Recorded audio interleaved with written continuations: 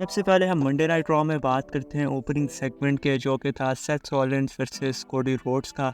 बहुत ही कमाल किस्म का ये सेगमेंट था। ओपन क्राउड फुल सपोर्ट कर रहा था कोडी रोड्स को रॉक के अगेंस्ट। बहुत सारी जो हैं स्लोगन्स भी लग रहे थे।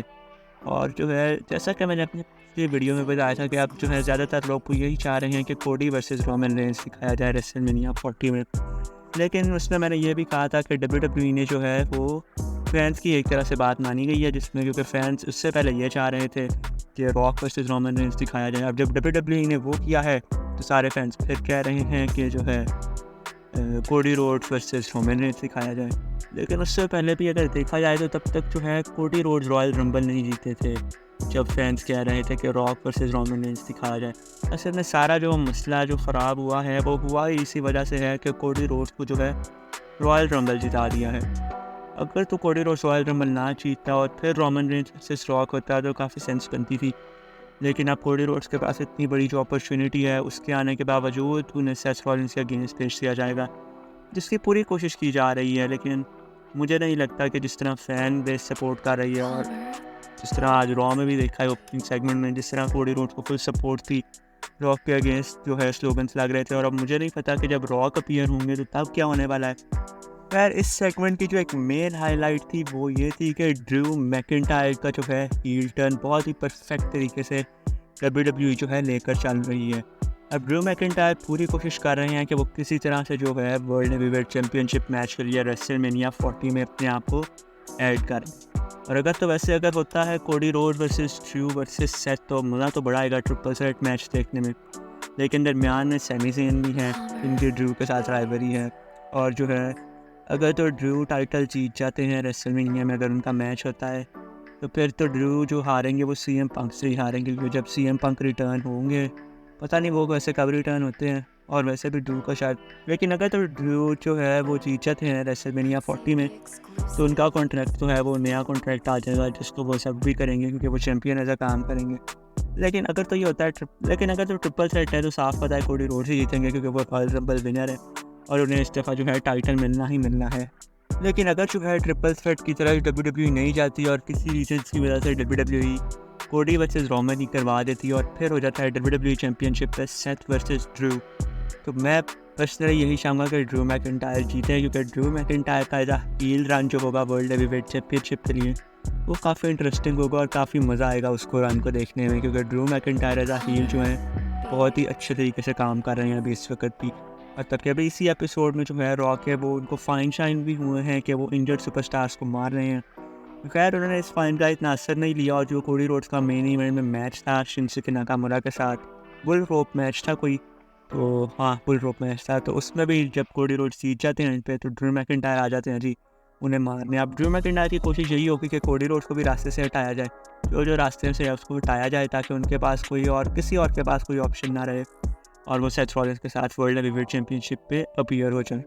अब आगे जो है मेंस एलिमिनेशन चैम्बर के लिए भी अभी तक तो कोई मैच स्टार्ट नहीं हुए, लेकिन मोस्ट प्रोबेबली जो है वो WWE वर्ल्ड हेवीवेट चैंपियनशिप के लिए ही होंगे।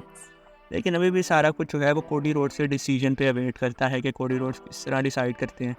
WWE को जो है असल में खुद कुछ समझ नहीं आ रही कि आप करना क्या है, किस एंगल पर लेके चलना है, क्योंकि पहले वही फिर बात आ जाती है कि क्राउड की बात मानिए। लेकिन इसमें जो एक सबसे बड़ा फैक्टर है वो पैसे का भी है। ये जो है, अगर रॉक वर्सेस रोमन रेंस दिखाया जाता है तो उस पर तो ज़्यादा ज़ाहिरी बात है, रोमन रेंस भी काफ़ी बड़े स्टार हैं और रॉक भी, तो उस मैच के ऊपर ज़्यादा पैसा होगा। लेकिन अगर तो दिखाया जाता है इसके कंपेयर में Roman Reigns versus Cody Rhodes, तो फिर उनके हिसाब से रॉक वर्सेस रोमन के हिसाब से पैसे कम होंगे इसके मैच में, रोमन वर्सेस कोडी। खैर, अब अगर इसमें कुछ हो सकता है तो ये हो सकता है कि इस रेसलमेनिया में हमें दिखा दिया जाए रोमन वर्सेस रॉक। लेकिन इस मैच में हमें फिर ये तो कंफर्मेशन है कि रोमन रेंस नहीं जीतता है, क्योंकि रॉक से तो हारने नहीं वाले। अच्छा, और फिर दूसरी तरफ जो है हमें दिखाया जाए कोडी versus Seth Rollins versus Drew McIntyre versus Randy Orton, फिर ये भी कुछ इंटरेस्टिंग हो सकता है। और ये मैच जो है अगर लैडर मैच हो जाए तो और भी अच्छा हो सकता है, लेकिन ऐसा हो नहीं रहा। वैसे अगर ऐसा कुछ हो तो इंटरेस्टिंग होगा ज़्यादा, अगर एज़ कम्पेयर टू खाली कोडी वर्सेस सेथ हो, क्योंकि वो पिछले से मेरे ख्याल से कुछ साल पहले हम इतना देख चुके हैं। कोडी वर्सेस सेथ के 3 मैच देख चुके हैं, वो तीनों ही कोडी जीते हैं। और फिर अगर रेसलमेनिया में 1-on-1 होता है तो फिर वो कोडी रोड्स नहीं जीत जाना। ये हो सकता है कि ट्रिपल थ्रेट हो सकता है, अब तो यहाँ ड्रू हो सकता है, यहाँ रैंडी को भी ऐड कर दें। तो और थोड़ा ट्विस्ट वगैरह हो जाएगा। लेकिन खैर देखते हैं WWE जो है किस तरफ जाता है। बाकी इसके अलावा रॉ में जो है वो कोडी का भी मैच हो गया था मेन इवेंट में, शिंसुके के साथ जो वो जीत गए थे। फिर वही जो इसके मतलब अभी हम बात कर चुके हैं, ड्रू आ गए थे ऑफ एयर पे, जो है शिंसुके ड्रू का हो गया था कोडी और सैमी ज़ेन के साथ। तो खैर यही सारा कुछ चलता जा रहा है रॉ में, लेकिन इंटरेस्टिंग बड़ा कुछ हो गया सारा कुछ ना, तो इनको देखने में मज़ा भी बड़ा आने, और आगे आने वाले जो हैं कुछ 1-2 एपिसोड तो वो तो काफ़ी ज़्यादा इंटरेस्टिंग हो रहे हैं। रोमन रेंस ने भी होना है स्मैकडाउन में, रॉक भी मे भी हो, और कोडी रोड्स भी होंगे। देखते हैं फिर क्या बनता है, क्योंकि जिस तरह क्राउड की सपोर्ट है कोडी के साथ तो।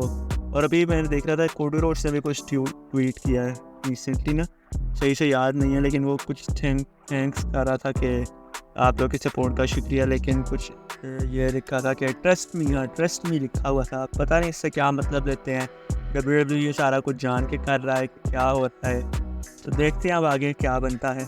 इसके अलावा मंडे नाइट रॉ में वो फैटल 4 वे टैग टीम मैच हुआ है, बड़ा ही कमाल मैच था। टैग टीम डिवीज़न जो है काफ़ी ज़्यादा स्ट्रॉन्ग नज़र आ रहा है रॉ में।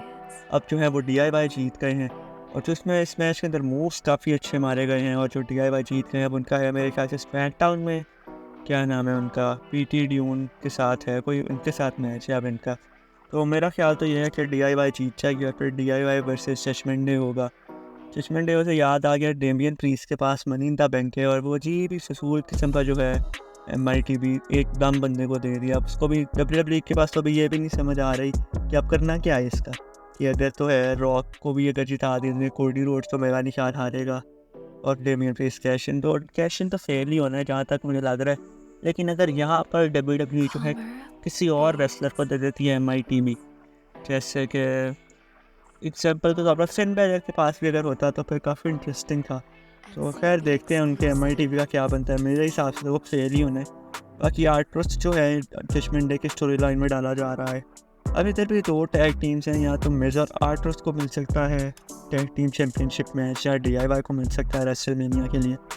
खैर मैं तो देखना चाहूँगा वैसे आर्ट्रस्ट वाला, वो मज़ा तो बड़ा आएगा उस मैच में, और मेरे ख्याल से तो वही जीत भी जाएंगे आर्ट्रस्ट और मिस, अगर रेसलमेनिया में होता है। खैर देखते हैं इसमें भी आगे क्या होता है। अच्छा, और आगे बढ़ते हैं और बात कर लेते हैं गॉन्थर की, जिसकी सेलिब्रेशन थी 605 डेज। मतलब कि वो बंदा जो है अपने बेस पे सारा लड़ रहा है, अपने बेस पे टाइटल जीत रहा है, और 605 डेज की उसकी रेन है। बहुत ही कमाल रेन है वैसे गॉन्थर की, तो इस वक्त अच्छा हो गई है। इसको भी ज़रूर जो है किसी बड़ी चैम्पियनशिप्स के ऊपर जल्दी लाना चाहिए।